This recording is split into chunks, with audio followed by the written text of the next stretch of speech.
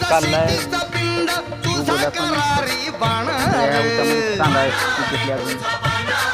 इथनं पाणी चालू आहे. शेतकरी माग माझ्या शेतकरी दादा शेतकरी दादार तूच गुणी संतान तुझ शेती मळ्याचं गाणं मी गातोय आनंदान तुझ शेती मळ्याचं गाणं मी गातोय आनंदान हा